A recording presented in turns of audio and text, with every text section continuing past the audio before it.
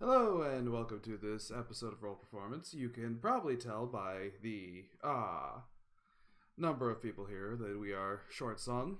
So I threw this little setup together and we're still gonna run it. Um and also sorry for starting so late, just technical issues and stuff like that. So when we last left off, the group had found a giant crystalline lotus made out of different shards of obelisk shaped gems. In the middle was a whirlpool with a black inky abyss in the middle that was not all too inviting.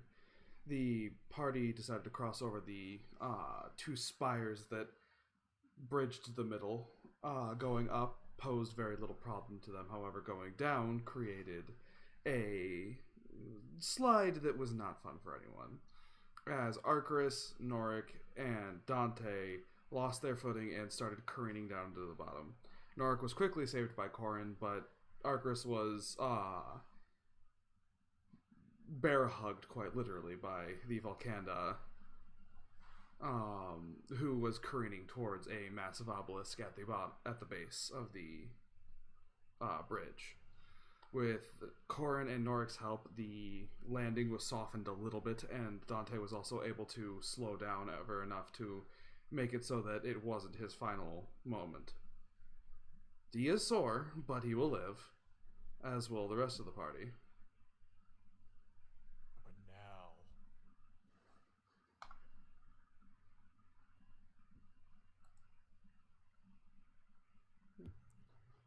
So are we on the obelisk right now? You're at the base of the other bridge. You've made it across. There's a little hollowed out part under the obelisk that Arcturus and Dante had come to rest in. And then I believe both Norik and Korn caught up with them. So I guess Yes. the better question is, are we officially off the bridge now? Yes.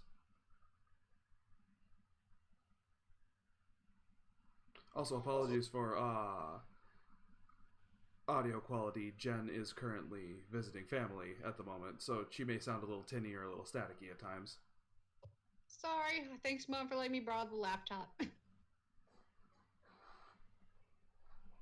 But yes, you are all off the bridge, one way or another. And Halfling Boy is slightly upset, Yep. to say the least. You did come over, you did heal Dante. He seems to be doing better. But per your orders, he is not moving in the slightest. And I'd called to everybody that we were camping right then. They're not moving, any of us. Yep. That it was time to rest, and whether you like it or not, it was cleric's orders. Is there room to set up my tent? Yes. I will set up my tent, All right. get changed, roll up my sleeve, put one of my sleeves, my gloves on, and then I'll start getting stuff together for dinner Okay. or lunch or whatever time it is. I forget. All right.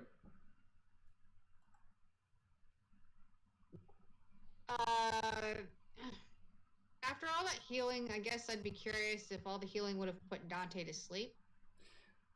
It didn't put him to sleep. As of right now, he's just simply resting as much as he can. I think Nora could want to stay with him at least until he looks like he's getting drowsy and then do another quick healing. He doesn't look like he's getting drowsy per se. He just isn't very energetic. Somewhere between energetic and lethargic, I would say. Just simply existing. So, definite case of the blahs. Yeah. Makes sense. Corin is moving to the edge of where we're making camp and trying to take a look out. You gotta be a lot louder. Corin is currently walking to the edge of where we're making camp and looking out to try and get an idea of what's ahead of us. Okay. So, perception? Sure. That is only a 13. You just see Savannah across the way as it leads back out into the kind of area you are already in. You do believe it did save time, though. And we put it up to a vote. Not much of one, as I remember. That's me talking. I mean, we had 2 for going, 1 for and just you over there going, no! Majority rule. So camp has been set up by Argris. Norik has tended to Dante. Corin has determined that the path ahead looks about the same as the path behind them. But Arcris, about how far has he set up? Like, do we have a campfire yet, or is it just tents so far? Just asking. Does I mean, I anybody have can set Tinder? up the campfire. I mean, I have a tinderbox. Do you have Tinder? Nobody ever asks. Yeah. Oh. Do you have something to burn? Yeah, that's what I was thinking. I mean,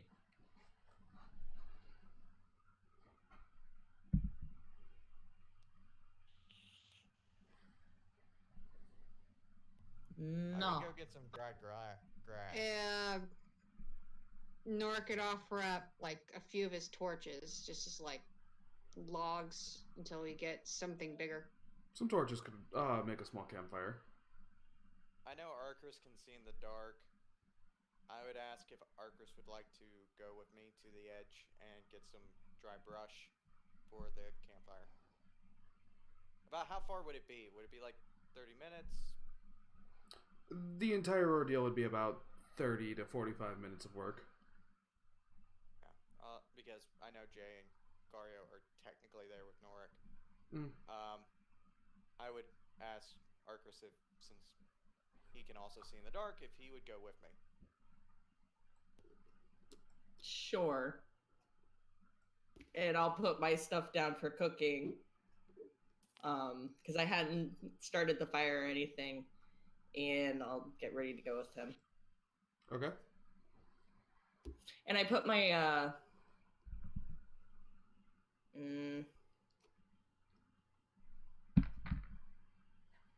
I grabbed my armor, but I don't put it on yet. Okay.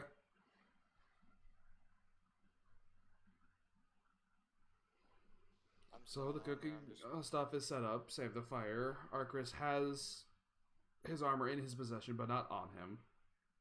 And Norik is left to set up Tend his the own. animals. Yep, tend to the animals.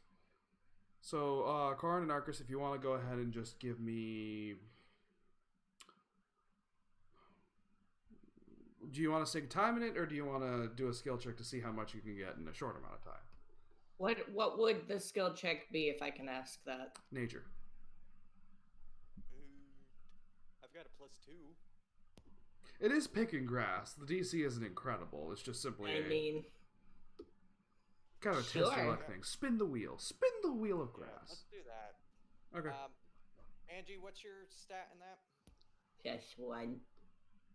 Okay, do you want to assist me since I have a +2? Sure.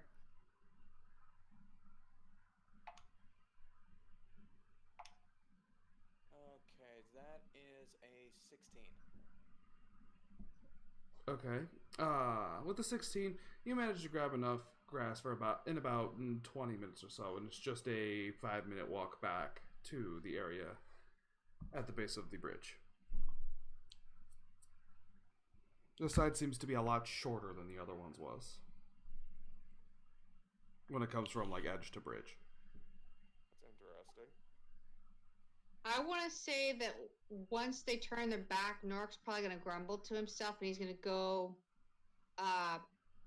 post-tie Flint near Pagarte and start talking to Dante. He wants to see if he can have Dante start, like, very slowly, like, start getting up. See if he can move well. Okay. At your behest, Dante does kind of shake a little bit and slowly get up. You hear a bit of creaking and popping as bones that have healed but not been able to go back into place are able to settle. And he just And kind then of what gets up and... And then I'm gonna guide him over to where the campfire was laid nearby, and I just want to have him lay there, and then say have him just lay back down there again. He follows you, but he protests due to his soreness the whole way. Just very pouty bear. Pouty Bear does not want to lay down. Pouty bear doesn't want to move too much. So Well, he's just like get to the fire and then lay down again. Yep. He's just simply protesting having to go to the fire, and as he does go over and lay back down. I'll give him a quick pat on the shoulder, kind of like it's a good job after that. Yeah. Cord and Arcris get back. Arcris, you notice Dante has been situated right next to the fire where you're supposed to cook.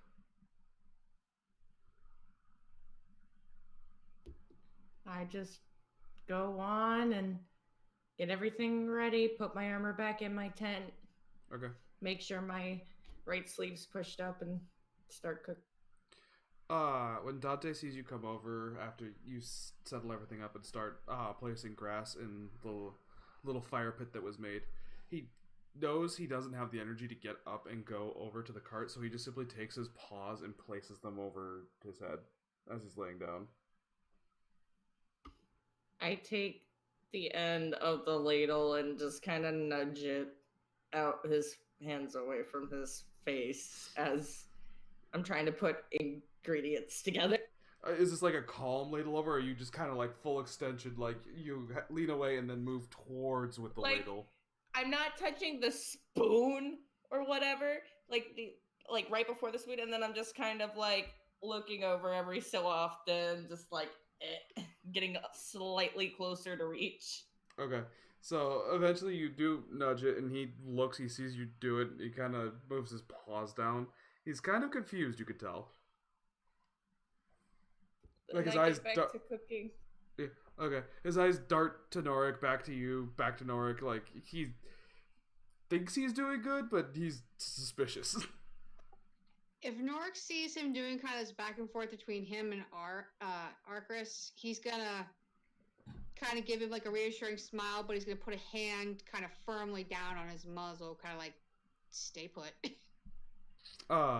You walk over, you reassure him, and then make him lay down, and he continues to lay down, still looking up at Arcris. Once the pot is brought over, the grass and little bits of bramble and branch you were able to find, he just gives a little of spark to ignite it, trying to be helpful. Corin is going to take a seat facing out towards the savannah and start maintaining his weapons that he still has. Yeah. Okay. 1 second. We're going to go to our be right back screen. I'm going to see if I can boost Brad's volume.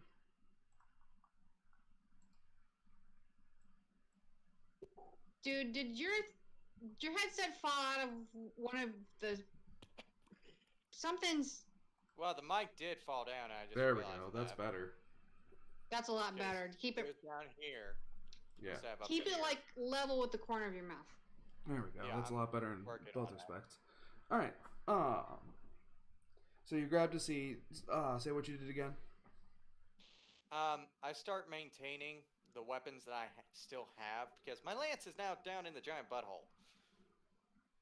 It hasn't gone quite down yet. You actually do see it every once in a while just coming by. And I'm just glaring like, damn it, my father gave me that. Shit.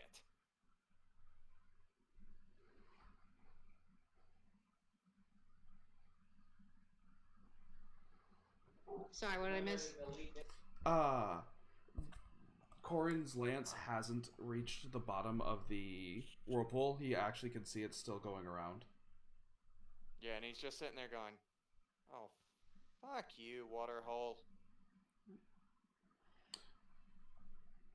Whoever made this thing was a dickhead. Do I need to make a cooking roll? You do. Also, it's not going to be overly difficult. There is a 1 added to the DC, just simply because when cooking with the grass, I'm going to say you can get it hot enough, but it's going to be very smoky. That's that fine, smoky 26. flavor.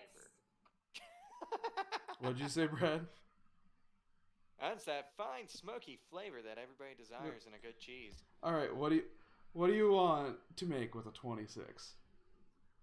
I make curry, and I Okay. make an extra amount for Dante, All right. and I personally satisfy him.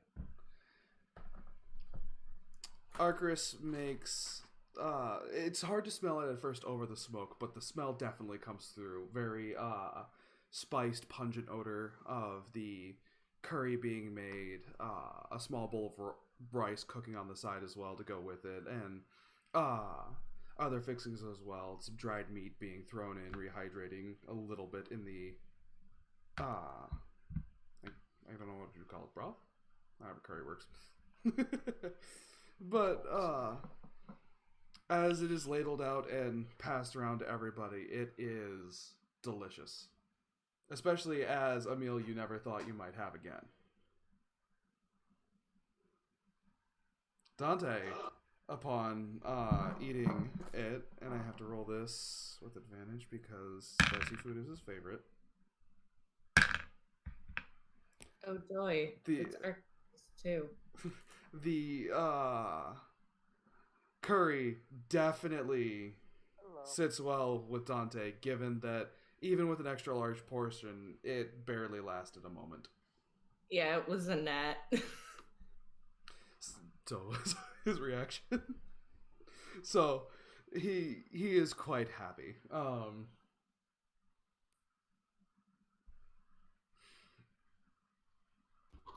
And then I start cleaning once everybody's done eating.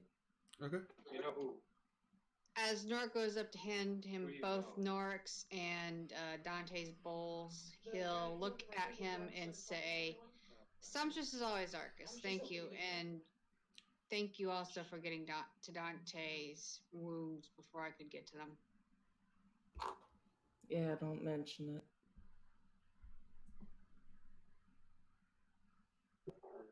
He'll set the bowls to the ground, give him just a quick pat in the arm, and then go back to get another look over of Dante to see if there's anything else that looks out of place. Yeah. Corin actually. Go ahead. Go ahead. Corin actually, I'm actually going to take my time and savor this because up north, spices isn't something you get all that often, and when you do, you savor them because this is nice and warm. Well, this curry, compared to the rare times you were able to have spices beforehand, this curry makes you realize what curry actually can be, and that you were basically, in terms of like ramen, you were getting cup noodle versus like stand ramen. I also have to ask, where do you pat Arcturus? Which side? Right. Okay.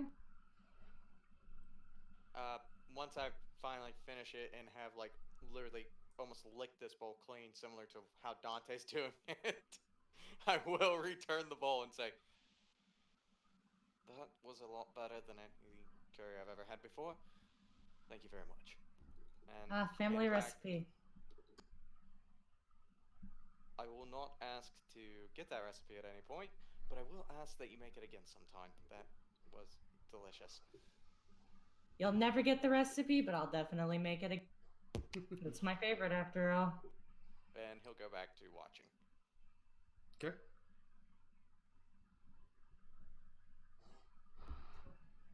I'll actually be humming while doing my dishes with prestidigitation. Weirdly, like I'm above a sink. So Arcturus hums to himself as the dishes are magically cleaned one by one. That's an interesting picture, honestly, in my head. With Dante laying down, looking up at him. The fire still crackling beneath them, smoke rising into the air. As the pot is cleaned on the inside from the curry, it is also clean on the outside from any soot that collected from the smoke hugging the sides.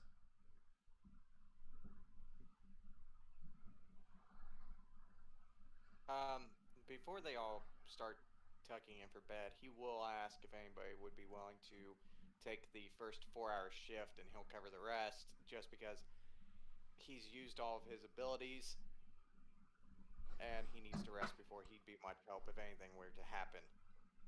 I'll do it. I'll be up anyway. I usually. Thank you kindly. And he'll go back to the spot where he was watching it and just go into meditation. Just sitting on like a chunk of crystal or something. I'll put my pots and pans away and then just sit outside. Alright. As you sit, Dante stays by the fire every once in a while, spitting another ember into the dwindling straw to try and keep it lit. I think Nora gets set up maybe for first watch, or is that what was discussed and I just missed it? That's what was discussed. That's what Arcris just volunteered for. You are still Okay, welcome to so do I'll it just- if they don't say no. That's fine. And I say because there's been a kitten meowing in my ear, and I've been wondering what the heck every time it happens.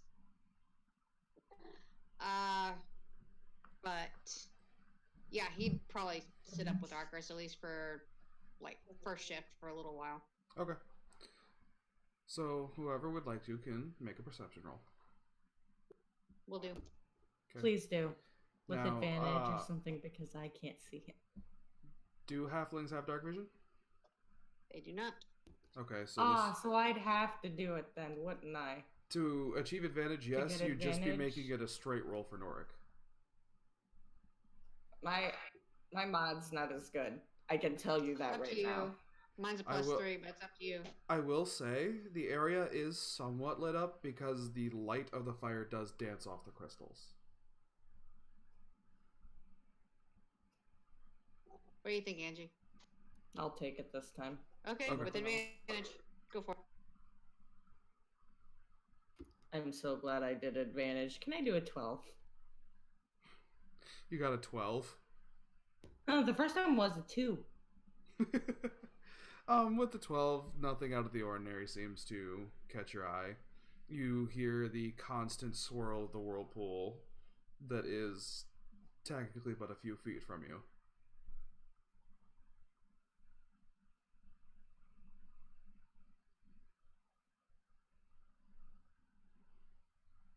Can I start to shape a few pieces of the crystal that I have into jewelry-sized pieces for different holds that I could possibly make, etc.? You can certainly try. What do I gotta roll? I don't remember what we said for this.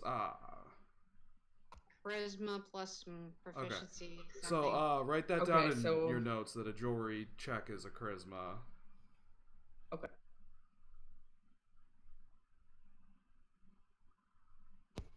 $16. Okay. You start shaping them. They're a little tough to work with, but that also means that once they're made, they should handle wear and tear pretty easily. At least better than a few gems. What do you whittle? I think say Dark Look is like, what are you trying to whittle them with?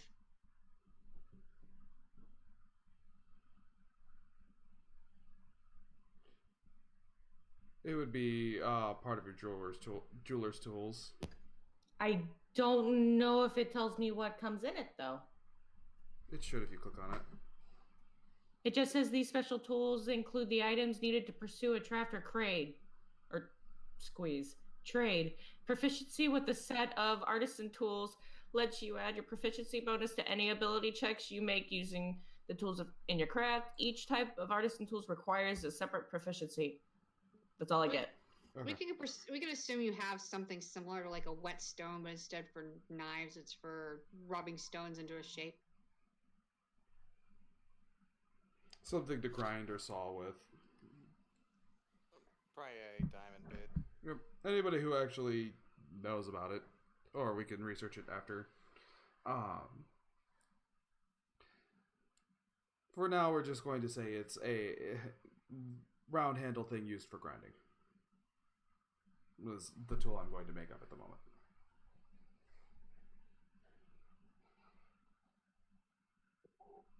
Amazing. Those things barely take a scratch from claws, but all it takes is a little bit of sand to shape them. No, it's taking Arcus quite a bit. No, this is Nora kind of like Okay. postulating to himself. Just making sure Norik Out didn't loud. see like that Arcus was like shaving chunks of it off. It's not. I probably broke it a couple times though to get a couple pieces because I did get a decent size, and I'm not gonna just shave all of that away. If you want to break it, you're gonna have to basically attack it with something or whack it against something to try and break off at the right piece. Well, no, you've got gem cutting tools. I'm gonna say you have like a hammer and chisel or something that'll allow you to section it. That's what I was assuming, Yeah, but I no, didn't. That's fair. All right. Nope. And of course, these small gem hammers and everything like that look about the right size hammers for Norik.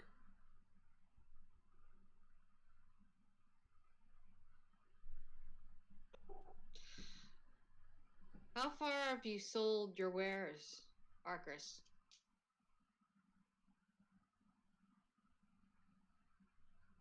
You would have sold it in your own empire. You weren't much of a selling merchant. You do sell your gems and everything like that, but you could have either had your own stand, but that comes with taxes and everything like that, or you could just simply give it to the guild. They take their own portion out of the price, but still pay you. So I don't sell that often. I do when I'm on the road because there's not oftentimes, when you're not in cities to sell. But I'm more of a go-getter. I go get the stuff and I give it to them. The more I get, the more I profit. That's why I seem greedy. Well, as you stated, when needing to support a family, I could see why that's necessary. Yeah.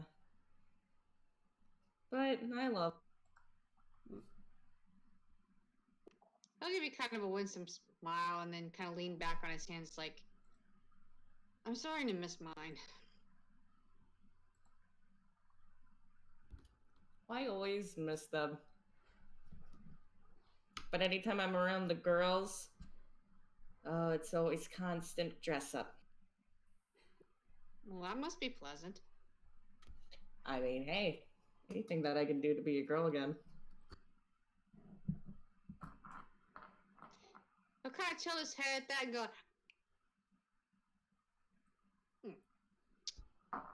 What? not a question I think appropriate to ask.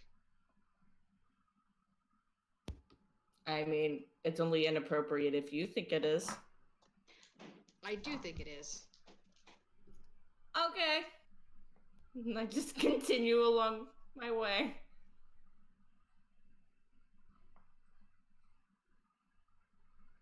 Alrighty. So, first watch comes to an end.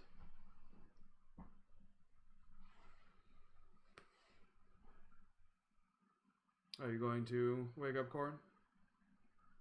I would assume he'd wake up by this time because it's 4 hours. You can over meditate. No, like I say, at the end of those 4 hours, Corin will kind of, Norik will kind of slap his hands on his thighs. I'm like, I think it's time to go wake him up. And so he'll go over and just kind of like, push against his shoulder. It's like, your turn. I pick up my stuff and start heading to the tent. Anybody want to do a perception check Yes. Yes. as the shift is changing? Go ahead. I assume I don't see anything with an 8. You do not see it. 17. I don't like the sound of it. You do not see it. If they don't see it, I definitely don't see it. You do not see it. All right. Oh, fuck! The Corin, you are woken up, and it is time for your shift. Okay, I pull out my sword and I start to patrol along the edge. Alrighty, you are allowed to make another perception check if you wish. Oh god, I rolled a 17 and didn't see anything before. Fuck. Oh shit, that dice bounced. Fuck.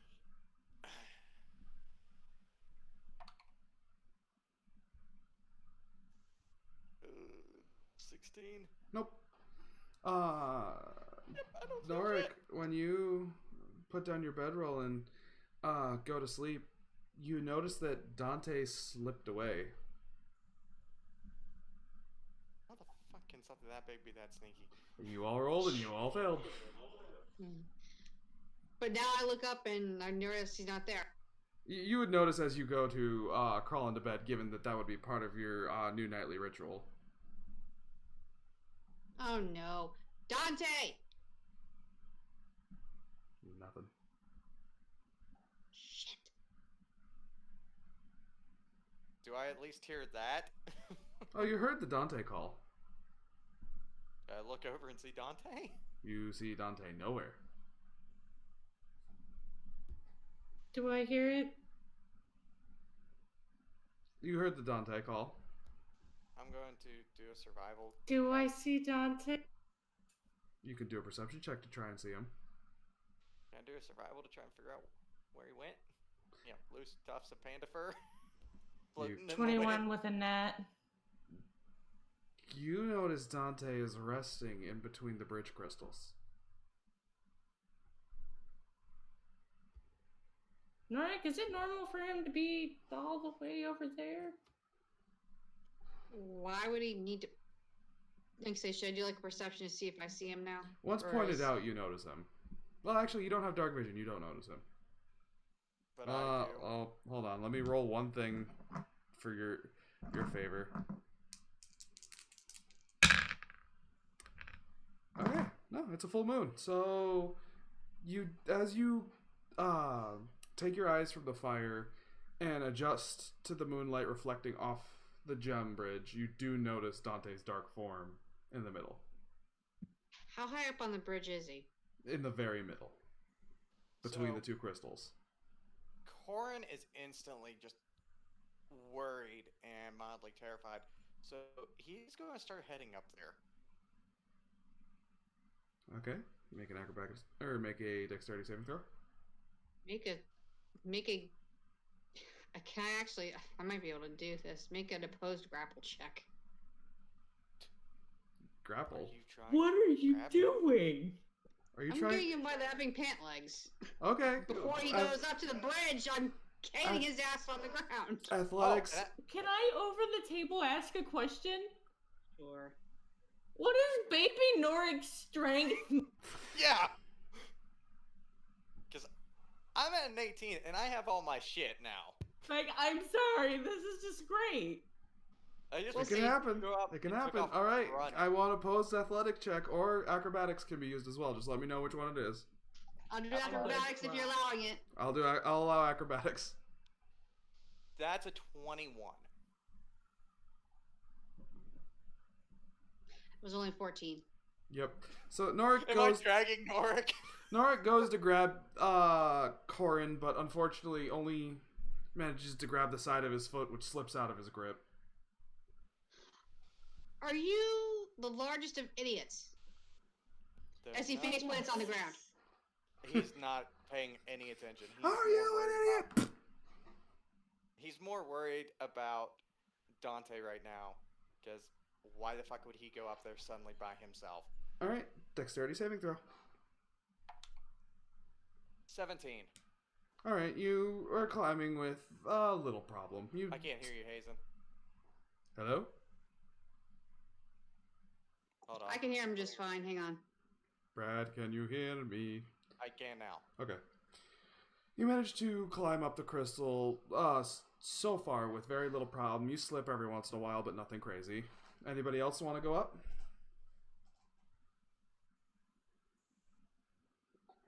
Nork's gonna go to like the foot of it and yap, and it's like he managed to get up there. I'm pretty sure he can get down. Probably a little better than you can. You want to say that to me and him falling earlier? You jackass. Like, Yeah, I'm just sitting here like, he's He's the got one that was the On the most table, hurt. he's got his reasons. No, Corn's yelling back. He's the one that's most hurt, and there's something that's planning on killing you all. I'm going to check on him. what? Something is planning to kill you all. I'm going to abandon you all to save a bear. Hearing this, Norik's gonna look at Arcturus, kind of like with this double, brow up. It's like, what the? Kind of the look is like, what the hell's he talking about? No, I told you about it. Like 2 sessions ago during the fireside. Yeah, while in the rain, the thing that came to him and left his. He's also not sure if he's talking about. Did he see something while he started his watch? He okay. doesn't know. Gotcha. So he's freaking out, and he's just like, no, everybody stays in camp. All right. Anybody else? Let's let him do it. Let's see what happens. All right. Corin, go ahead and give me another dexterity saving throw. 19 this time. Okay. You're getting your footing, and it's not as hard to scale the crystal. Dante looks down at you, notices you're coming, and then just continues to survey the horizon at the moment.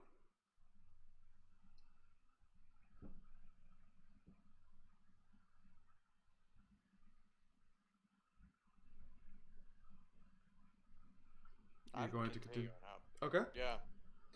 There's a reason he went up there. One more check. Well, throw. That is another 17. Okay. You slip a little more, but you still manage to make it to where Dante is. He seems fine. He's not hurting. He's not panicked. Just Can I sitting in try between and the get- crystals. Can I try and get an idea of what he's looking at? At the moment, he's just looking around at the crystals. Every once in a while, he'll glance up at the full moon. Do I have a clear view down to the camp? You could see the fire, the tents that are set up. Every once in a while, a spray of water will be in between your vision, but it's never enough to block it fully. I'm just gonna sit up there with him. Okay. Pass him some jerky if he wants it. He doesn't seem to react to it. Does he at least look all right? He seems rather calm, but I'm not quite sure what he's doing. He's looking around and staring at the moon. As the moonlight glints off the tip of one of the crystals making the bridge, a interesting set of lights flash. White, brown, orange, and blue. When the light orange-blue flashes, Dante's fur seems to smolder a little bit, as if made of embers. Okay, could you repeat that? Orange light comes up, Brigante starts to smolder a bit. White, brown, orange, and blue. Yep. That crystal that the light just came out of, when Dante rests his paw on it, slowly resonates. And this is just like a Mhm. outcrop of crystal. Yep. No, this is one of the bridge crystals. So it is ever so slightly vibrating. The water droplets that have collected on it are shaking into little rivulets that go the way down. Just a very gentle can now be overheard within the rush of the whirlpool. Is it just the bridge that's vibrating, or is it like some of Just the other that ones one around us? crystal of the bridge. Not the other crystal. Could I do a history to see if I might know of anything involving this area that would cause that? You would not know what is going on right now. Can I However, touch? when this does start happening, and once the crystal starts to hum like that, Dante looks down at you, Norik. almost expectantly. Can I do an insight? Yep. While Jen is doing that, can I touch my shield and my gauntlet and put my runes on it? Put the frost rune on the gauntlet? You've already done your long rest, technically. Yeah. So wherever you want them to be right now, they will be.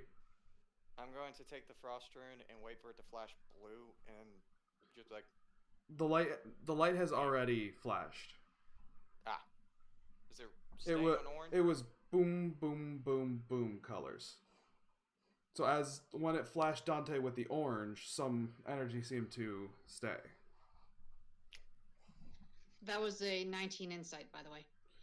He seems very expectant of you. You're supposed to be doing something in his mind, and you're not doing it. I'm gonna tilt my head at him, and I'm gonna start moving very slowly toward the same crystal. I'm assuming it's the one he's sitting on. Yep. Well, one of the ones he's sitting on. His front paws are on it.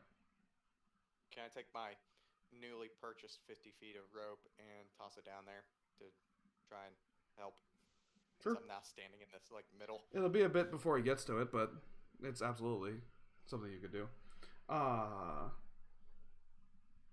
Norik, as you set foot on the crystal and hear the hum, the water no longer seems to bother you for walking.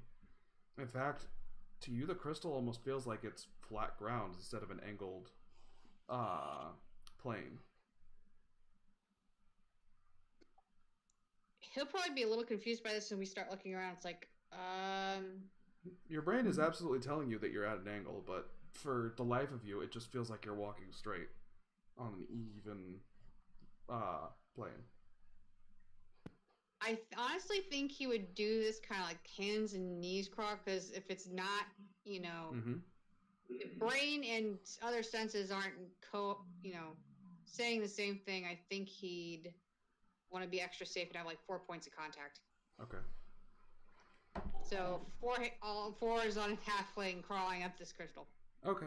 You crawl up. You don't feel any slipperiness. You don't feel anything else. It doesn't feel slippery at all. You do eventually make it to the end of the rope.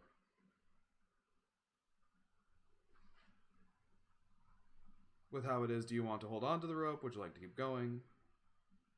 I'd probably like still stay on hands and knees, but as I'm going, I'd probably, as I crawl up with on fours, like keep my hand on top of the rope. One of my hands on top of the rope as I going, not necessarily gripping, but kind of like Okay. if I need to grip. Okay, so you grab the rope and make it the rest of the way up. As you stand up with the crystal with Dante, your equilibrium corrects once you're in between the crystals and step off of the humming one.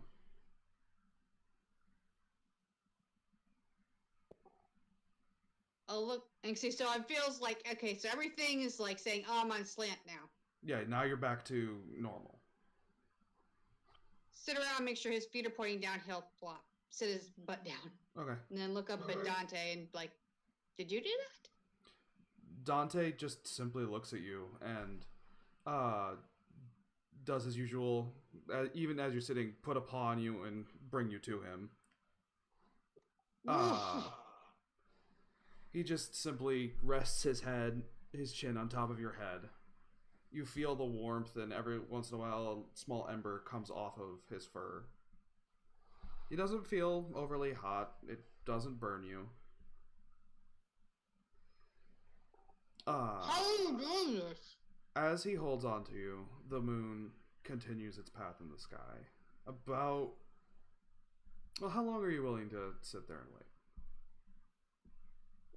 Maybe half hour, because I mean, I just got done with my 4-hour watch. Okay. The half hour goes by, you go to get up, and Dante just kind of puts a paw on you and plops you back down.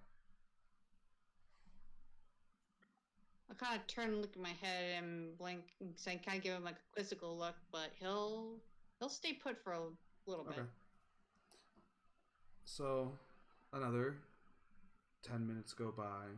Nothing happens. Another 10, and nothing. Finally, the rest of the hour goes by, and the moon has moved enough that the light hits the tip of the other crystal. And it does the same thing. White, brown, orange, blue, flashing towards you both. But this time, now the ends of your armor and the edge of your cloak have embers burning. They're not hot. Nothing is being destroyed. It feels very comfortable, actually. Like sitting in a warm log cabin with furs draped around you during a stormy winter night. I think as he feels this, he'd kind of tip his head back and saying, kind of put his face up to the moon, and it's like, the Numian, is this another side of you? As you look up into the moon, Dante moves his head off of the top of your head onto and rests his chin more on your shoulder. You notice the moon glows a bright white for a moment. Then it kind of turns brown, and then it turns orange. But instead of going to blue, it stays orange. Beneath you, you can see off the glint of the crystals from that black inky abyss. An orange light seems to glow. You feel fine, though it does start to get a bit brighter. Corin, the top of both crystals are now vibrating and humming, and the top where you are is starting to get warm. Very warm, very quick. Steam is starting to escape into the air from where the whirlpool is situated. So Norik sees this light coming out of the middle of the whirlpool, or the middle of the whirlpool's turned orange now? Yep, and it is starting to shine up like a beacon. If Corin hasn't noticed it by now, Norik's going to be like, Corin, and point. Okay. Oh, I'm pretty sure he's noticed because he's looking around like, what the fuck is going on? I'm going to try and control slide down towards the camp. Okay. You know, one gauntlet digging in. Okay. Just try and get far enough down that I'm no longer hot. I like the cold. Dante puts his paw on the rope to allow you to get 50 feet with no problem. And then, so would you like to do that first off? Wait a minute. Corin feels safe from all of this? Yes. But Norik doesn't. Corin is starting to feel very warm. I'm guessing you're getting some form of fire resistance. Norik just seems comfortable. Yeah. And I'm Ice Boy here. You know, I'm from the far north. I've got frost billowing off one arm. Yep. So, would you like to take the rope? Yeah. Okay. When you get to the end of it, Dante just kind of lifts his paw so that the rope can go with you. You could either try to stop or you could make a dexterity saving throw to slide down. It is already a bit cooler. Yeah, I'll try and stop. Okay. If something goes wrong, just make an athletics check, basically. Just kind of, it's a, dig in and grit kind of. Let's see, that is a 14 plus, so dirty 20. Okay. Yeah, that's enough to stop you at about, we'll say 55 feet. Arcus, are you asleep for this by chance? Actually, when they went up, I was literally poking outside my tent like this. Okay, so you're watching where they are sitting start to glow orange, and Corin has slid away. Also, the moon is orange. Should I be worried? It's not something you've ever seen. You don't feel the heat or anything, though. All you notice is light. For a bit of... go ahead. I called Diza out and have her on my side. Should I be worried?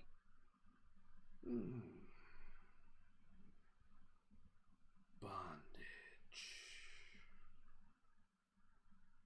And that's all Diza says. Kinky? Excuse me? At I that think I'll point, stay here and watch. you hear something. It's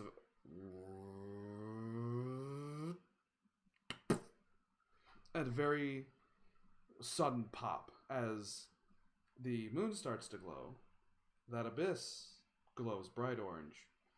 And they decide to meet, not quite at the middle, but somewhat like that, right in the crystals, with a large orange beam. Norik, it just feels like a warm sunny day as things grow brighter and brighter around you, and brighter around Dante. It feels like fire, but not in a painful way. It feels like each flame, each tendril of warmth is just caressing you. Dante gets up and you see flames pouring off him a good 10, 15 feet just behind him into the air, smoke billowing. This fire is much hotter. This Dante is more primal. I might. Oh, go ahead. Seeing this, he'd kind of go like wide-eyed, but at the same time, it was like half concerned. It's like, okay, he was hurt, and now he's on fire. But then again, this is a fire panda, so it's like he's not sure what to make of all of this. So he's just cautious. So, what would you like to do? You are surrounded on all sides by inescapable flame. You look up, you look down, left, right, it's just flame. I'm not able to see through it. You only see Dante with you. You don't see crystals, you don't see drop-offs. It's just you and him. But I still remember where I'm at. Yes, but even the ground beneath you does not feel the same. He's going to do kind of like a quick 180 and then down on his feet at least. And then by that point, I'll probably look back up at Dante like, Dante? He's just standing there at the moment.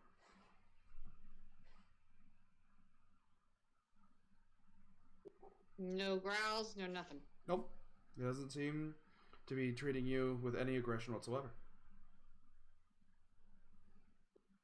Gonna get down, because he vaguely remembers where he is, down on hands and knees again, slowly up to him. Okay. You move on your hands and knees, and as predicted, even though you're going forward to the point where there should be an edge, it's still flat ground to you.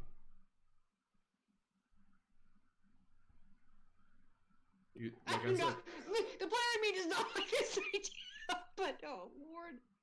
Dante seems to be standing on it fine. I'll get up from my all fours and just kind of like rest my hand on maybe on his forehead, like here. Okay. If I can reach it. As you place your hand on his forehead, your hand starts to glow. And you close your eyes. This Dante, he looks different, he seems different, but somehow you can sense that it's still him. It's still the Volcanda that has grown to trust you, and not only that, other humanoids, and has decided to become your companion. You feel there's something. Bestest boy. You feel there's something more, though. As if he wants to do more than just be a companion. You feel as if you have a choice to make here. You could jump off the deep end and see what this elemental creature has in store. Or you could play it safe and not play with forces that you couldn't possibly try to understand right now. The choice is yours. And you'll make it after this break. So we should be back about 10 to 15 minutes, folks. Don't go anywhere. Have a wonderful time. I'm typing up the message now. And don't worry, someday I will start those meetings to break my addiction to cliffhangers. Yeah, right. Or will I?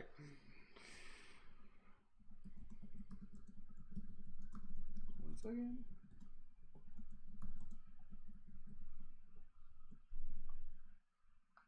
Alright, be back soon, folks.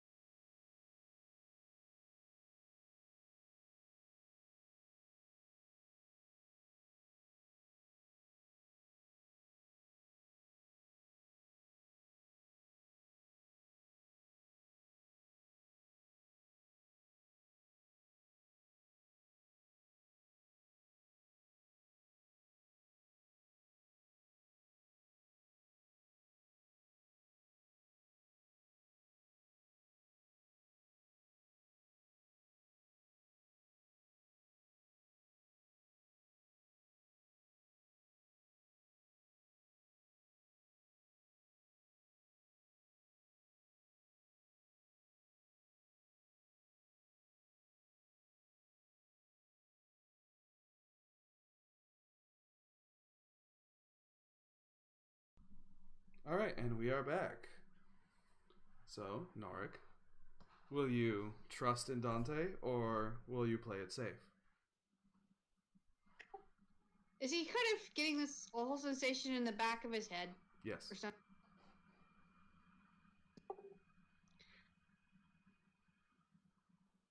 He's probably gonna both think it and say, he's like, you want something more. I know you can hopefully understand me. Can you at least acknowledge that? You feel the thoughts transferred, but you feel like this isn't a perfect thing. It's almost a feeling of energies. If that makes sense. So, vague is probably the best if you want one-on-one communication. As you can tell from the fact that you get a confused feeling back. I'm going to project an image of Numian, the Numian's like statue that I know of, or whatever we have at the temple. Say, I am connected to this one. I am at this one's behest. There's understanding, and the offer is still there. I like say, is what you're wanting going to affect that? Uncertainty.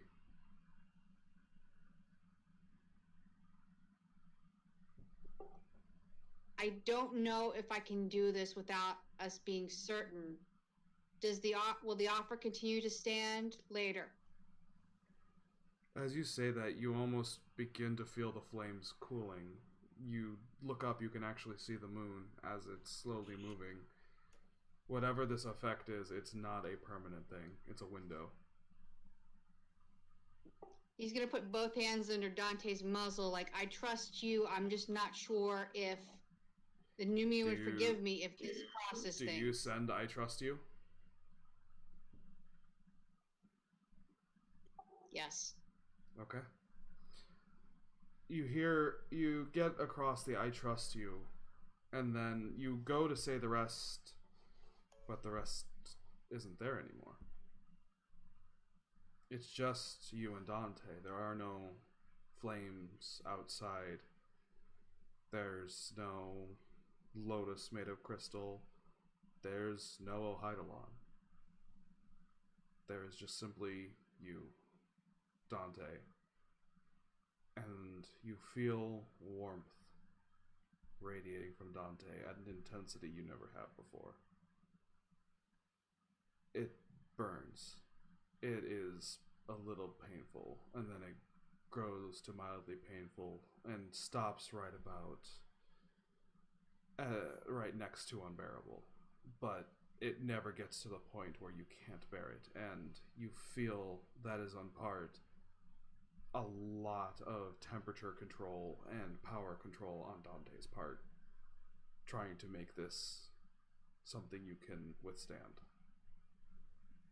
I would think even as he's doing that, did he go with like all the things he had on him, or is it just him and his robes?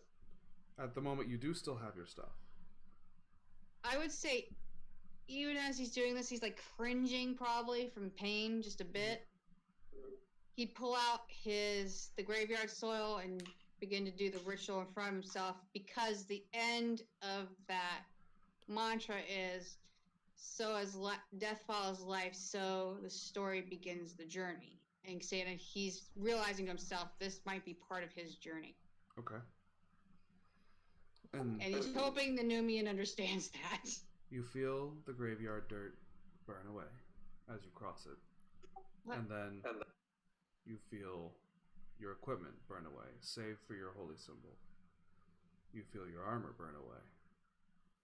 You feel your robes burn away, save for your holy symbol. You feel your undergarments burn away until there is nothing protecting you from the fire. Except me and my holy symbol. You feel your body burn away. Ash to the wind. And nothing is left but you, your mind, and Dante. From within your mind, a spark ignites. Flame wreaths out. And, much like a phoenix, you reform. Your clothes reform. Your equipment reforms. And, as you did, you noticed that Dante had also disappeared and is now reforming as well. His fur is a much brighter orange than the dull red that it used to be. The smoky black patches are smaller, but a much darker onyx color now instead of the soot color it was. And Okay. as everything reforms, the fires start to dissipate. The crystals under you reform, and you are back on that bridge. The moon seems to cool off as it changes back to its normal white pale color. And the inky abyss below likewise darkens back into void. The only sound able to be heard is the dulling hum of the crystals as they settle down, and the whirlpool underneath you. As soon as he realizes this, he'll probably look down, freak out a little bit, and like immediately want to drop to his like hands and knees like he did, crawling back up again. You drop a bit. Dante catches you with his muzzle under your armpit to make sure you don't fall. And He'll give him like a weak smile. you feel in your mind just an emotional wave of don't worry. It's a very calming sensation. It doesn't quite form a voice, but if it did, you swear you hear a very calm, low male voice.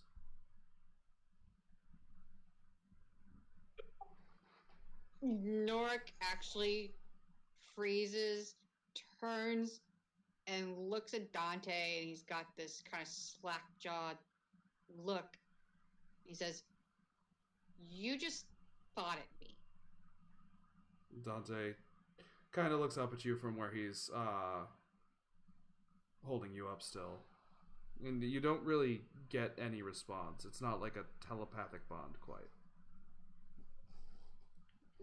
It's more an He's empathetic gonna bond. try project in say I'm pretty sure he's probably already doing this already, but he's gonna try to project down that same line that he felt, kind of a mixture of shock, curiosity, and maybe just a tiny bit of fear. And you receive another wave of just calm back. Of assurance. He's gonna look down because he saw everything that had burned away. He wants to look down from where he's at, maybe, and just see if everything's still there. Everything is still there. Your holy symbol is untouched. The graveyard soil that you sprinkled what would stay on the crystal is still there. And I'd hopped over it, Yep. as per usual. Yep, it is behind you.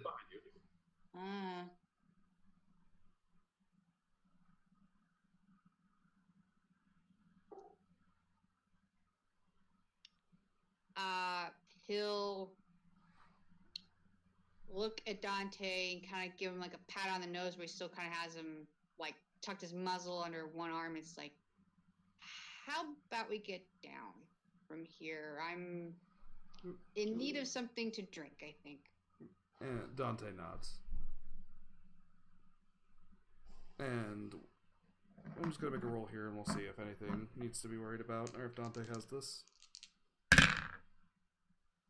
Dante slips a bit, but is able to guide you down. This time without anybody colliding into anything. If Arcus or Corin are looking up, as he gets down to the bottom, he's gonna point back at Dante and then kind of like squeeze his eyes at the two of them. It's like, did either of you see that? Any of that? I mean, I had I to think think about Orin this. is still standing up there on the crystal, rubbing his eyes, like, God damn, that was fucking bright. God, Jesus. Very well. I thought you had gone down the rope. I went down 55 feet. So he was standing there close by, watching and just gods.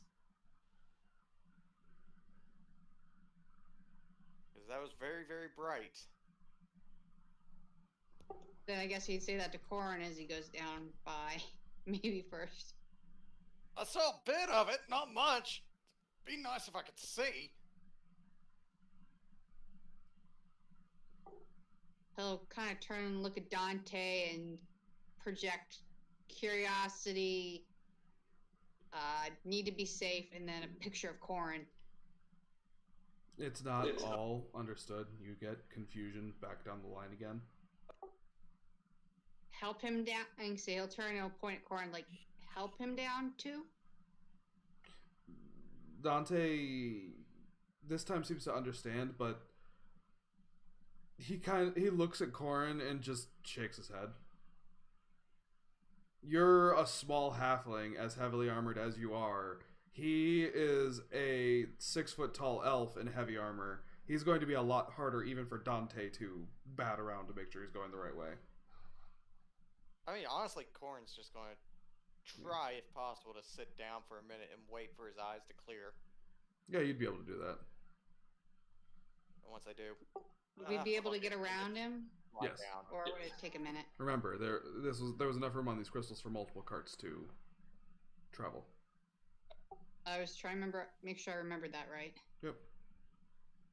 So Corin is going to sit there, just kind of glaring off into dead space because he can't see, so his eyes clear up. And at that point, he's going to make sure he's lined up properly, and just lift his feet and let himself start screeching, sliding down.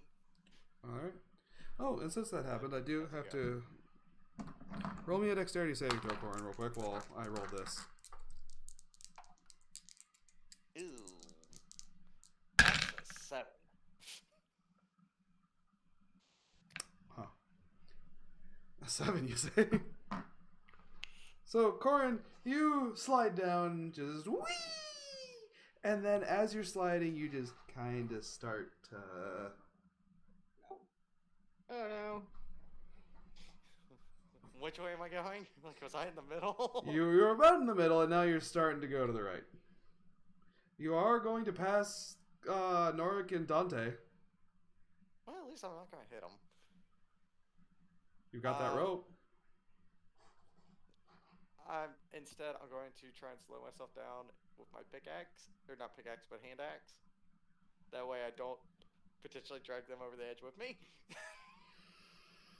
Basically, I'm going to try and create drag on my left, so I'm pulled that way. Well, okay. Which way am I sliding off the bridge? You are sliding off on your right. So I'm going to the right. I'm going to try and drag myself with the pickaxe towards the left. Kind of like a luge break. Okay, go ahead. Roll me an attack roll.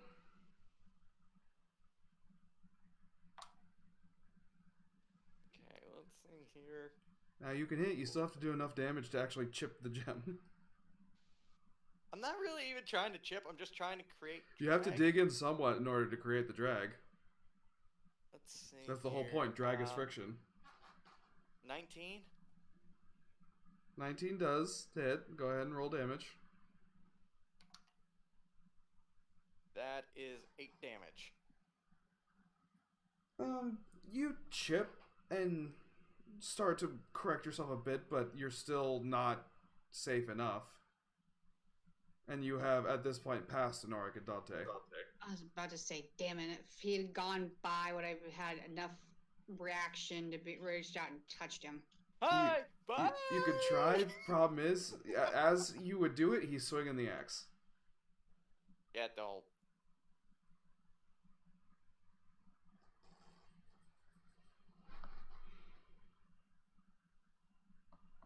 I'm not making myself large because that's just going to mean I'm going to build up speed.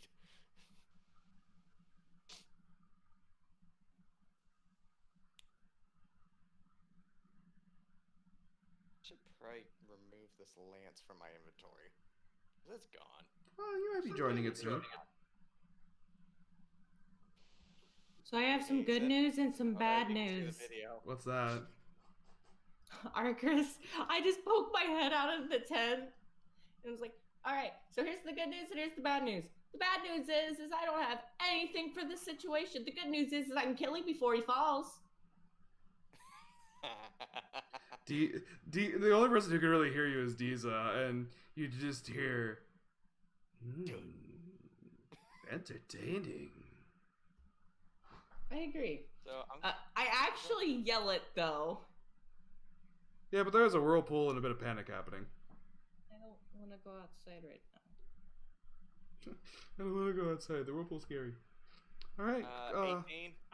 18 Arcus what? actually starts To hit putting again. his shirt back on. To hit again? Sure. Yep. That does hit. That's max damage. Hazen, I have a 10. thought, and I'm curious. Okay. Bless says I could up to 3 creatures. Yes. Could I bless the same creature with the same spell 3 times? Nice try. I'm at least asking. That would be broken. So That would Okay. also be Bard eat your heart out. True.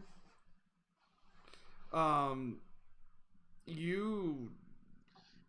As he goes by, I'll probably cast like a reflex bless Okay. on. So you can add a D.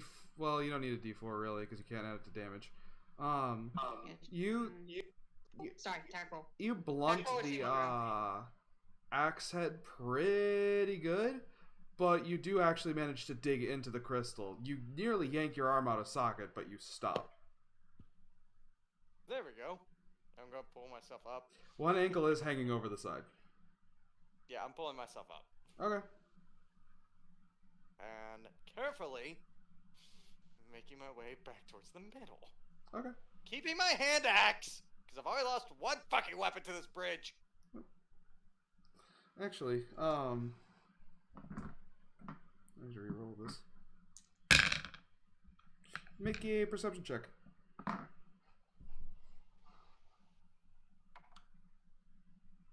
Dirty 20. Okay. About 10 feet from where you guys are camping in the crystal wall, the lance got embedded in the disruption that had happened. So you're telling me it's wedged into a crack in the crystals? Yep. You can't tell if it's broken or not.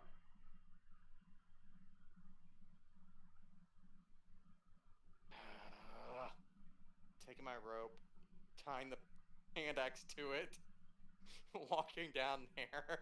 Okay. I'm gonna try and use it as a makeshift grappling hook, ready to let go of this fucking thing if I think I'm getting yanked in. Okay. Go ahead and roll a attack roll, or yeah, this is a throwing axe, so it's a dex roll. Oh, no, you can throw these with strength. You can throw these with So you're strength. trying to Never mind. grapple Yep. the lance with this thing, Yep. or you're trying to repel yourself He has a over? sweet spot he's trying to hit. 22. He unfortunately overshot it. You throw the axe, and with expert precision that you realize as the axe handle leaves your hand, you go, oh no.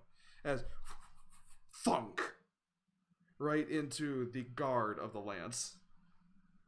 It did seem to bite kind of deep, though, for being a blunted axe head. Gently tug. It seems to move a bit, but you're not sure if the lance will stay on. But you're also not sure you could get the axe head out without breaking it. If you're going to be rough, so catch 22.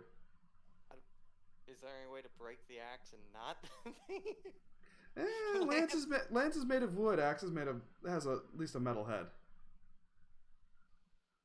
Fuck. So, all right, what do you want to do? Do you want to try and pull the axe head out, or just pull the lance out gently? Gently. Okay, sleight of hand. Great! I'm totally good at that. Yeah, I'm just a strength-based elf. I'm gonna be great at sleight of hand. Hey, 19 on the die. So, dirty 20? Brad, you're like so many people's girlfriends out there. You whine until you get what you want, just with dice. With a 19, you manage to yank the lance out, and the axe head seems to stay embedded in, and you're able to pull it out. There is some damage where an axe, unfortunately, was embedded into the lance, but you don't think it'll impact it too soon.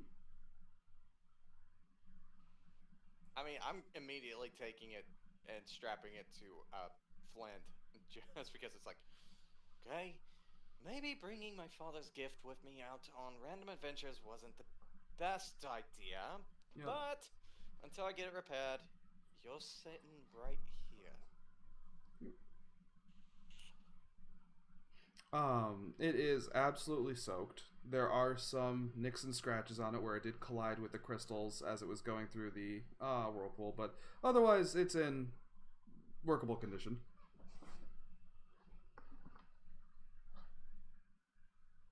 I need to find a carpenter.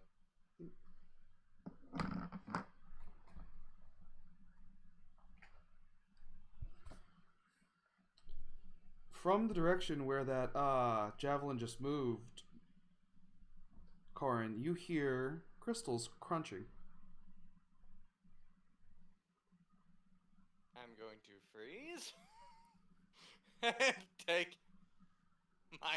put my hand on my sword and just slowly look over my shoulder. Okay. It's like, do I want to run or do I want to fight? You turn and you see something shimmering moving among the crystals, starting to head towards the path behind the crystal that makes the back of your guys' camp. I am wanting to perceive what the fuck this is. Okay. And debate if I run over there, go giant, and punt it back into the water. Okay. 14? 14? Okay. You notice it's a giant snail-like creature with a very shiny, shimmering rainbow shell. Hey guys! There's a giant shiny snail? Should I put it in the water? Is this thing large, medium, or Large. giant? Ooh. Does this Hearing- go on my panic factor at all? I don't know if this would be considered. An animal. You look out at it, and the snail is large, but it only seems to be moving 10 feet at a time. It seems to be a very slow, docile creature at the moment. Nork's gonna look back at Dante and think to it, danger, question, and then like a picture of it. Dante actually just goes and looks at the thing. You seem to think whenever pictures are sent, it's just confusion. He looks at it, and you see, or you feel curiosity and not a lot of worry. But the curiosity leads you to believe Dante doesn't know what this thing is. Well, no, that's not true. He does know something about it. There is some familiarity to it. Oh, okay, maybe not too close, but you seem to recognize it? Dante kind of like moves his shoulders around almost as if shrugging, like he can't quite explain it.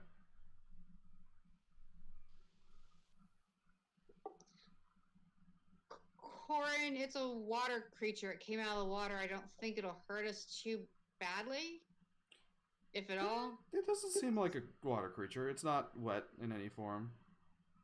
I'm more concerned it might be pissed off because that's where my lance was. And that's when it started moving, was when I pulled it out.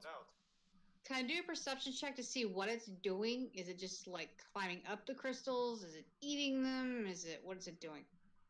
Is it coming You towards said, us? it was doing because you said someone was we're here to crunch.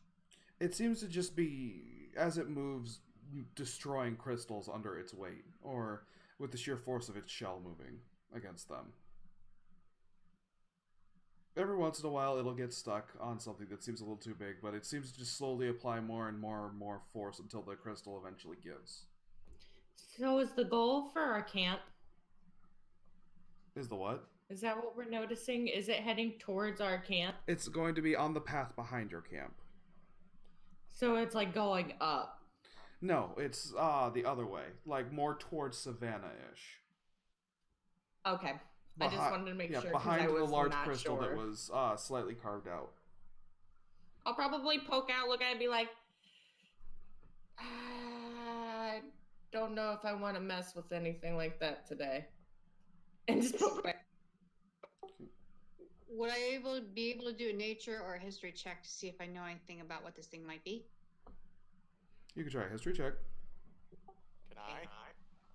You could try, Corin, but Norik has a better chance being a scholar. I'm actually proficient. Yes. Dirty 20.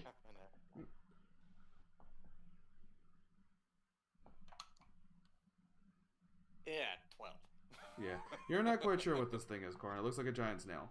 Norik, on the other hand, you're pretty sure that this is what's known as a flail snail.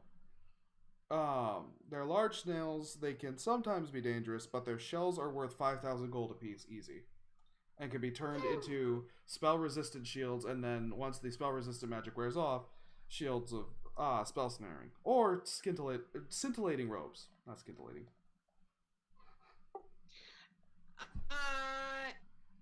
Then I can see he'll look over at Corin. It's like, I think it's a flail snail. I mean, as long as we're not bothering it or trying to bothering it, it shouldn't be a big problem. But their shells are can be pretty easily sellable. So I look since back we outside now the know- tent. You see that shining, shimmering shell. You don't Now know how that much it's I- worth, but Norix is expensive. Now that I've heard the name, can I do a history with advantage? You to still try to don't figure know. out- More so, I wanted to know how dangerous something like this would be for a level like Correct. our group. My previous statement still works. Diza, would you be against killing something big? You just hear.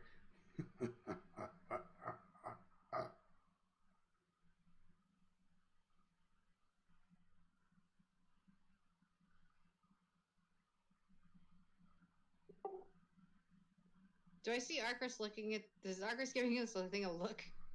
Arcus is looking at this thing, and that looks as payday. Arcus, this thing's crushing crystals. The thing you just had that long of a time trying to turn into facets. At the same time, I also crush crystals. And go big or die trying. Oh. This is why I gave you the healer's kit. Why? Norik, you're not Me. exactly sure why, but you were told there's something special about the shells. The shells can be turned into things, but that's No. really Not besides that, there is something special about the shells. That's the fact that the shells have a way of bending spells or manipulating spells, making it hard to use them. So we might have an easier time finding one up on shore than killing a living one. So far, this is the only one that's been seen, Arcris. And you know you won't be here come morning. You will try persuasion if you must. Diza, will my length spells work if I attack from here till I get closer? Diza doesn't know. Diza's never dealt with anything like this.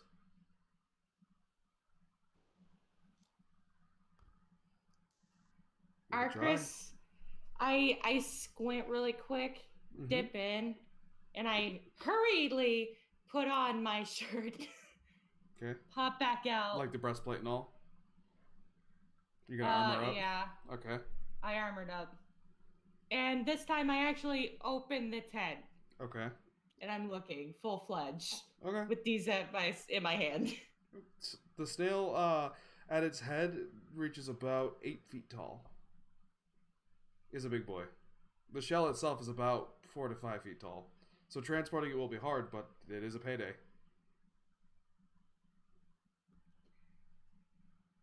I look to Norik. And then I look to Korn, because Korn hasn't said anything. Corin is just eyeing this thing. Do I get it's a similar feeling as to me? Does she, Corin? Like, Corin's looking at it like, I might be able to fight that. Corin is looking at it with this look of kind of, I might be able to fight that. I heard 2 you. against 1. And how far was it away? Like, he's not actively looking for a fight, but he's like, It's about It's kind of 60 feet away from you, Arcris. Well, I Perfect! guess I'm gonna cast Mind Spike. oh shit! Okay, so what does it do? It's an action, concentration, up to an hour is 60 feet. I reach into the mind of one creature I can see within range. The target must make a wisdom saving throw, and you Okay. take 3d8 on a failed or half on a success. What's the If you DC? fail, I will always know your location.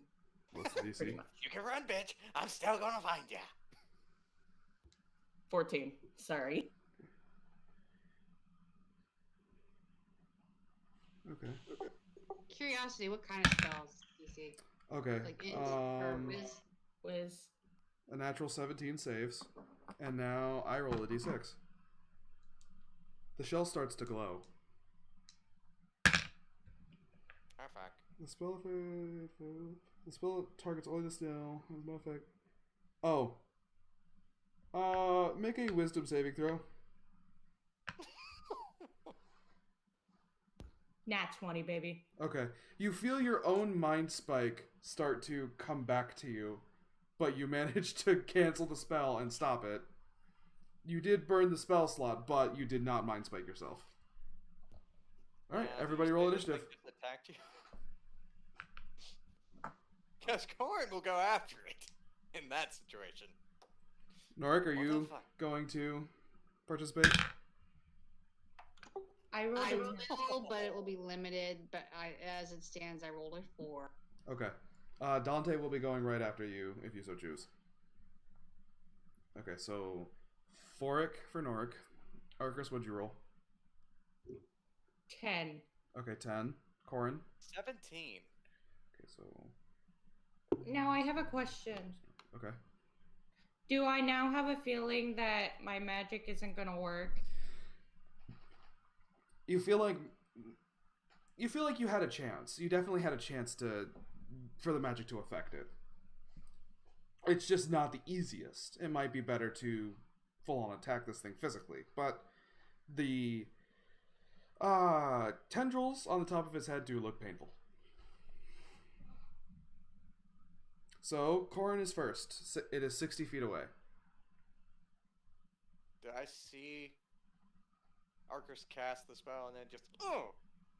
You see Arcus cast the spell, the shell glow, and then Arcus kind of panic. You don't know what happened.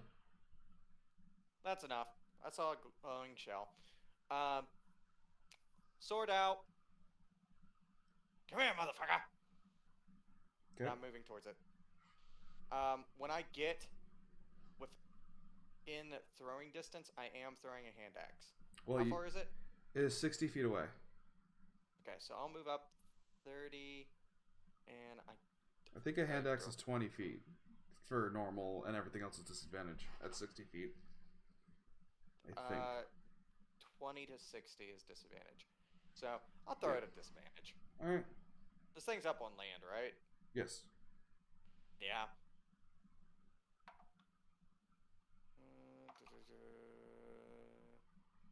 Okay, so 8, so 14. Dink! Off the shell. Fuck. Well, at least hopefully its attention's on me. Alright. Is that all you can do? That's all I'm going to do. Okay. Arcris? Or no, I'm sorry. It is the snail's turn. It is going to move 10 feet closer towards all of you.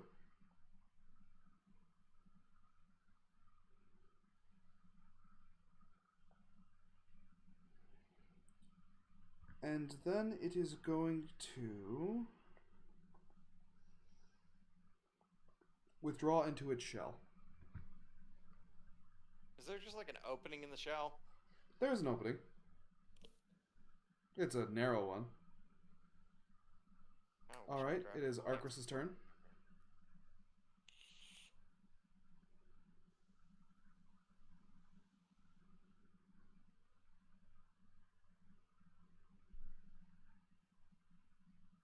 So, Do we have any salt? Arcris is the cook.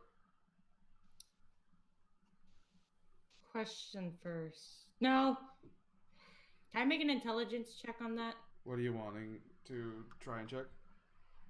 for the salt idea? I don't want to take it. You have a feeling but- this salt wouldn't really work. You don't have enough salt to actually hurt this thing. You'd just probably piss it off. So, do I have any idea if that bottle of vision might work? The one that allows you to see into the ethereal plane? Or if you throw it at this thing. You don't think it'll help, really? Seeing into the ethereal plane won't show weaknesses. I didn't know if it'd do anything like salt. No, it definitely wouldn't do anything like that. But at the very least, this thing's looking into the ethereal plane instead of the material. So it's Oh, that wouldn't matter. looking. The shell hole opening is looking towards this, right? Yeah, you have a chance to head into it.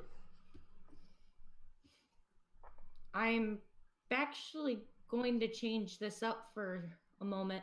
I'm going to get on my knee, one knee, and I'm going to point the axe towards the hole and shoot an Eldritch Blast. Okay, you roll Like a with beam. disadvantage. Unfortunately.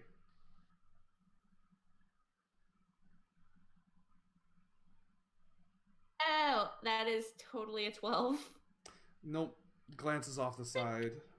Their spell attack. Oh, and the spell attack missed, so it gets to roll again to see if the shell changes the spell. No additional effect. The Eldritch Blast just glances off the shell, but nothing else happens. Anything you want to do with your bonus action?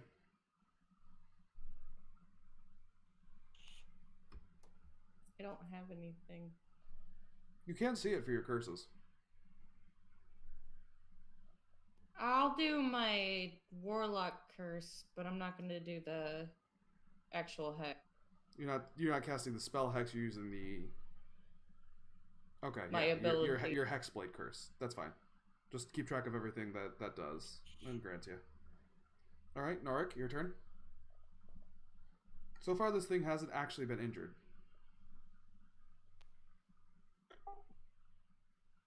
He'll turn and look at the pair of them and say, even if we manage to kill this thing, how on earth are we moving that shell?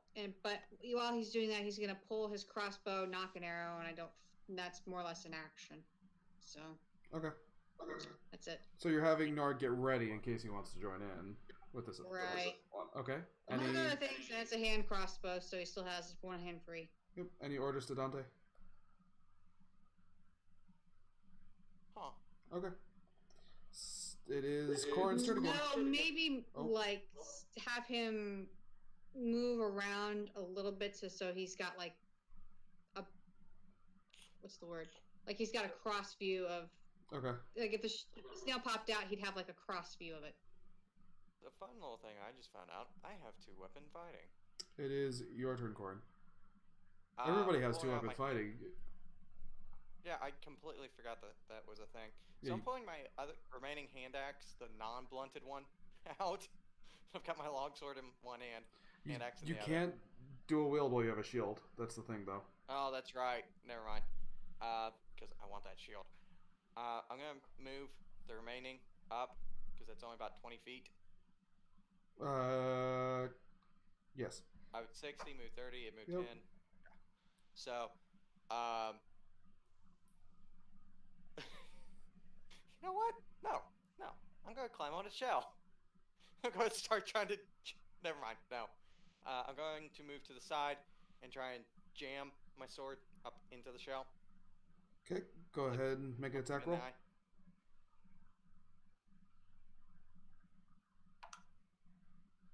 17. Nope. Dink. Fuck. Yep. You unfortunately stab at too much of an angle and you just hit the inside. Alright. The snail emerges from his shell, making him easier to hit, and he sees Corin, and he's going to start wailing on Corin.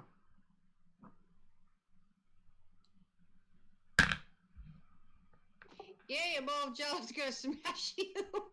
Does a 17 hit your AC? No, it does not. Okay. One of the tendril flails it has on its head whacks against your shield, and you see another one rounding up to do the same thing, and you realize all 5 of them are going to. Oh, fuck, man. There's an 18. No! Boom! Off the shield again. Your arm is starting to go, dude, this sucks. Nope. Another 17. Ooh, 20. That hits. Okay.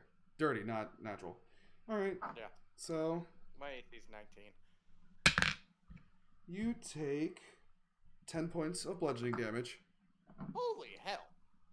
And here comes the last one. Yeah, that definitely hits. I'm guessing a 21 does at least. And you take another 8 points as the last flail hits you. Holy hell.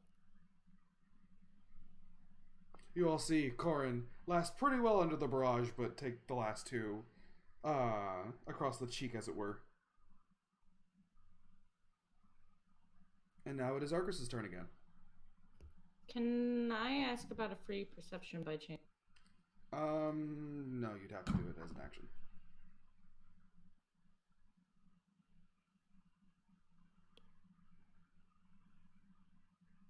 Was that bludgeoning, piercing, slashing? Bludgeoning. I'm gonna get. How far away is? 50 feet from you. I'm gonna go up 30. Okay, so it's 20 feet away. And I'm going to do another Eldritch Blast. Okay, roll with disadvantage.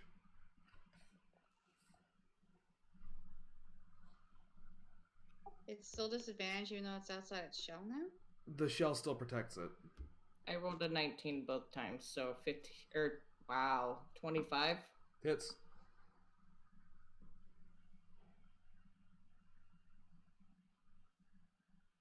So I'm glad I Team didn't Steve? let him fight. What'd you Wait. say?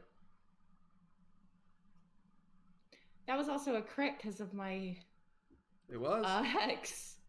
So you also get to roll the extra damage die on the hex damage too? Or does it just give you a flat amount and it's the hex spell that gives you a die? I think it's literally just +2. Okay, rolled an so 18.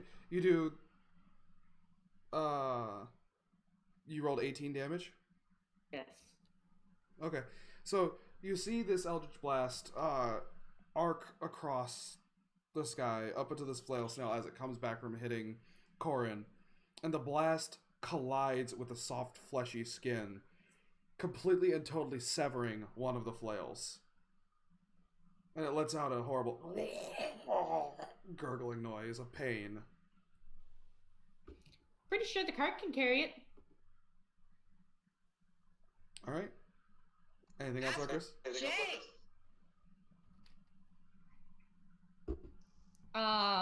Yeah, no, I got nothing else.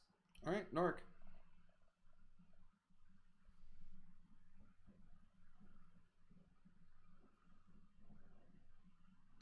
He is going to move up 30. Well, in his, I guess his is 25 feet, so he'd be within 25 feet of it then? Yes.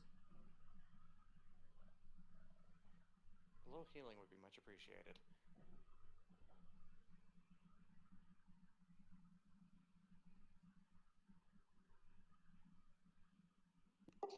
Actually, if he double moves, would he be able to get to Corin? Yes. Or you That won't would have just an be your action. Yeah, he'll get behind Corin. Okay. Any commands for Dante? He's still Where you left him? staying on the opposing side. Yep. Yeah. No, we don't want to do anything. Just Alright. Alright, fucker, you want to hit me? See how you like this. Grow. As a Okay. bonus action. Alright. Now with my much larger longsword. Fire! Fire! Because I'm action surging. Okay. Go ahead and roll to attack. Dirty 20 on the first one. That hits. And that is. Let's see here. 7, 11, 15. Okay. Is that extra d6. Gotta love it. Dice is nice. And that is a 17. That also hits.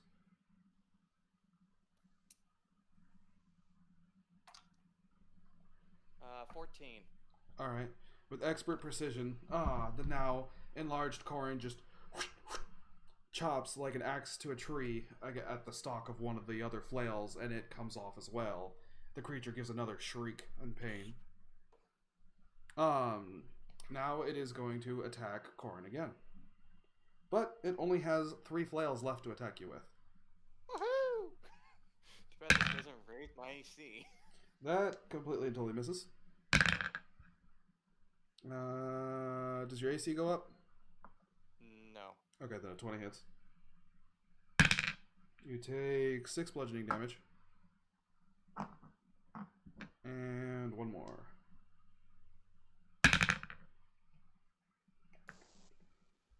Yep, 19. Beat it. 5 bludgeoning damage. And that's the end of Yeah. its turn.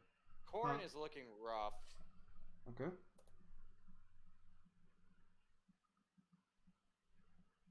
Still low levels. Not freaky yet. Alright. It is Arcus's turn again. I'm going to move up 15 feet and be 5 feet away. Okay. And I'm going to use my axe. Okay, you're just gonna swing Diza? Alright, this is not a disadvantage. Squeeze me, I already started rolling damage. I like the confidence. You should flank. 18. Hits. Roll your Diza damage. And include your Hexblade. 11. Okay. Another tentacle just off. And then I just want to ready myself. Okay. Norik? he's gonna smack a hand to Corin and cure wounds him. Okay. Go ahead and roll healing.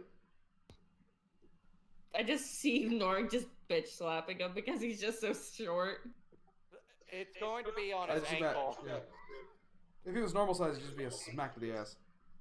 Probably. How much? I'm working on it.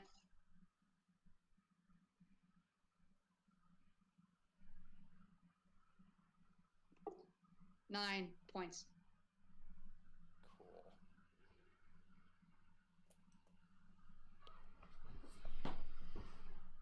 Alright. Anything else, Norik? Any commands for Dante?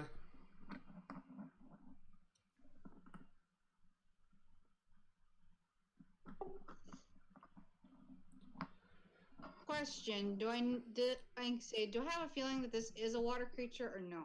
It's an earth elemental.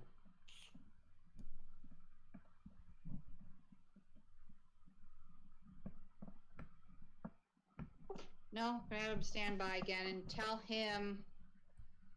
Actually, I'll tell him attack only if it goes for Arcris. Interesting. Fuck corn. Speaking of which, it is his turn again.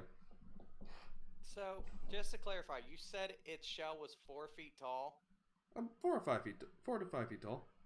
So I'm 12 feet tall because you said I doubled in size. Does that mean I could technically stand over the shell? You could try. That just puts the flails near a very uncomfortable position for you. I was hoping that would allow me to flank. It would. They just ring your cod plate like a bell. I only got 1 attack, and all it takes is 1 hit to the giblets. Just fucking try and chop off another one. Okay. Go ahead and roll your attack.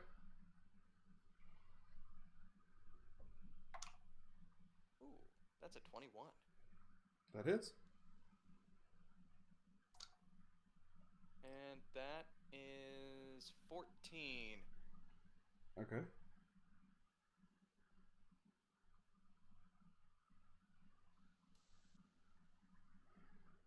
Alright, yep, another tentacle pops off, leaving it with only 2.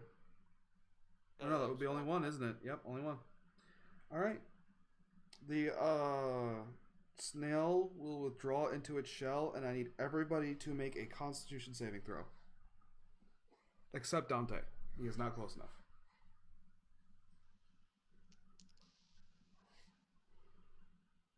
Oh, is this poison?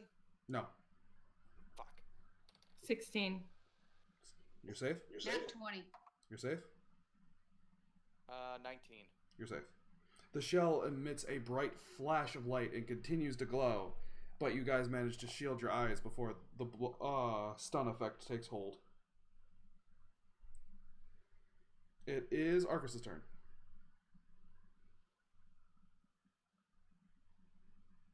I'm going to go ahead and say the light shuts off as this creature hides within its shell.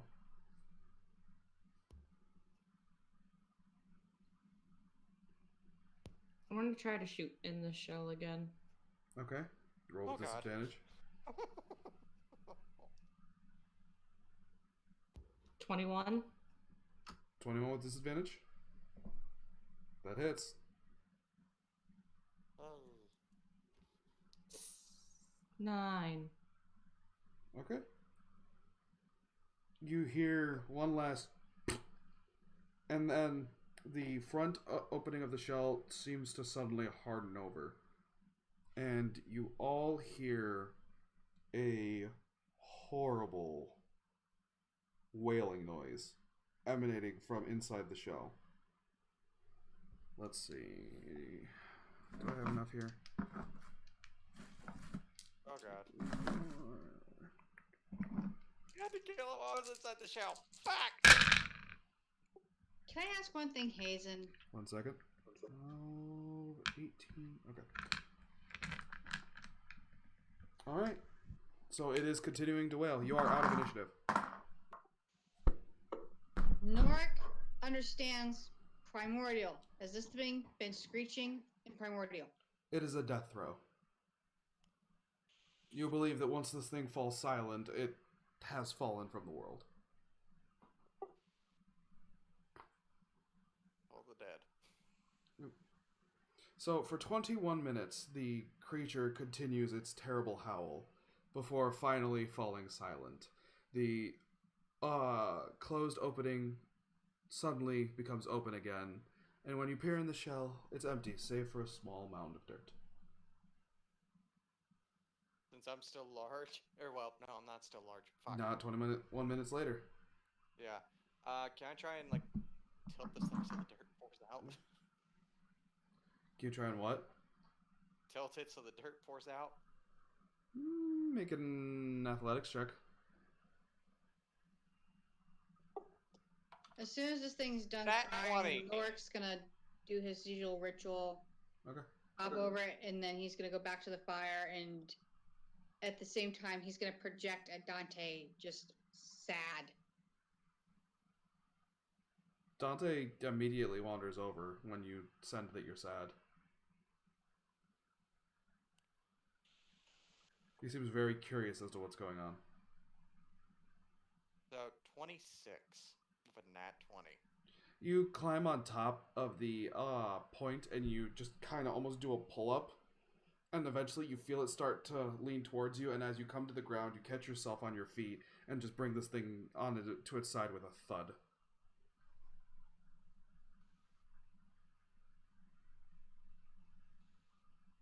How heavy is it? Oh, quite heavy. It took a lot of strain and movement just to get it to fall over. Would Flint be able to drag this thing? With difficulty. You'd think the cart would be able to move it fine, but he wouldn't exactly be able to. Well, the cart would slow down a bit, and he'd have very little room to sleep, unless he sleeps inside the shell. He might do that. Safe as hell. As Nork's going back, he's still projecting sad at Dante. It's like, unless one of you knows how to shrink something, I don't know what to do for it. Dante looks at it, sniffs along the inside, and then crawls inside of it. Says there's now a giant opening in the bottom. He's now a bear snail. Doesn't sound like something from Avatar at all. You notice inside the pearly interior of the shell, he is giving off a very faint orange glow as it's reflected. I will turn to Arcus and say, so what are we going to do with this now? I'm gonna talk to Jay about it whenever I see him next. Norik seemed to be the one that knew it was worth money. Well, I mean, like, he's more along the lines of, okay, do we want to try and break this thing into smaller pieces? Do we You wanna try and will dig not a break hole? this glorious masterpiece. I will break you. So, for now, the party can mark that they have a 5,000 gold piece flail snail shield. Or shell. And how heavy is this thing? Oh, it's gonna be a group effort to get it up onto the cart. Do we If want it's to say allowed to like be on the 400 or cart. 500 pounds? Not quite that heavy, but around 250 to 300. It's just the size of it with that much weight is very awkward. So for me to Noted. move it easily, I would need to, like, use my You'd giant. be big, and it'd still be like carrying a heavy thing in your arms. You'd be carrying it almost at like knee level, just to make sure you don't lose control of it.